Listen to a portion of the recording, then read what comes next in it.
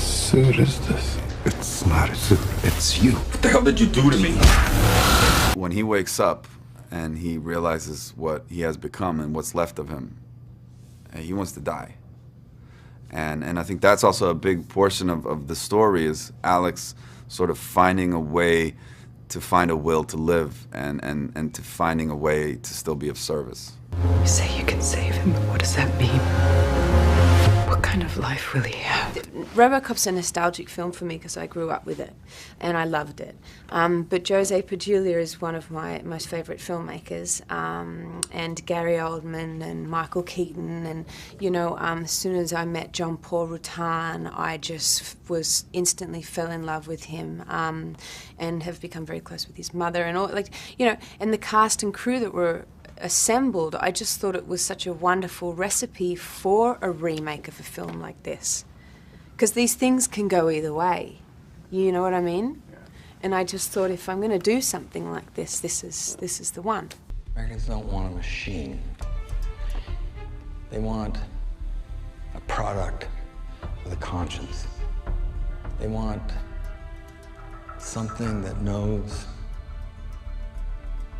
what it feels like to be human. He is determined to stick to his vision and he isn't really going to let anyone stop him. And at some point, I think he crosses the line. But right up until he hits that line, mostly he's right. You know, it's a corporation, and he's not stupid. You know, he not only digs the technology and believes in the technology, he knows he's got to market it. Yeah. You know. The software sends the information to the brain. Then the brain relates this to the AI module. You know, a year later. And our computers finish the job. Raymond, you wanted a man inside a machine, and that's what you've got, but the human element will always be present. He's the conscience of the movie, and he's also the Dr. Frankenstein of the movie. I mean, he's inherently a good man and is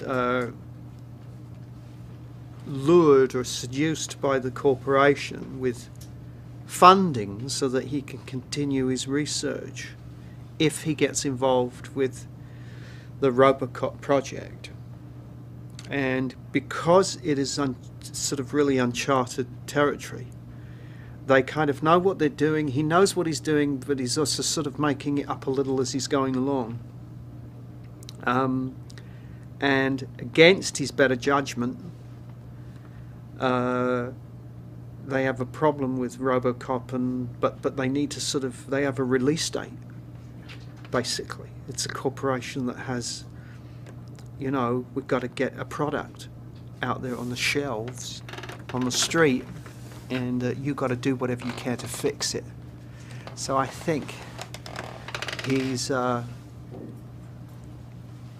you know, he knows, and so he goes in and tweaks around with Alex Murphy, and he knows that he shouldn't be doing it, and he knows that just ethically it is the wrong thing to do. I mean, he does take responsibility for it at the end, which I think is a very rare thing these days. So I thought I commend him for actually doing it. But he's a complex character. Yeah. The biggest treat of making this movie, and you know, one of my biggest dreams coming true, to get to work with Gary Oldman, you know, and to get to do, you know, very dramatic scenes together where we're completely locked in. You know, not in my wildest dreams would I have thought that this would ever happen to me. So, and it was also, you know, a lot of those scenes that were the most difficult and emotionally challenging for me, particularly because I was, you know, in the scene where Dr. Norton shows Alex what's left of him, and I need to portray the most excruciating, deep, existential anxiety that ends up with him wanting to kill himself. And I have to do that without using my body and keeping completely still.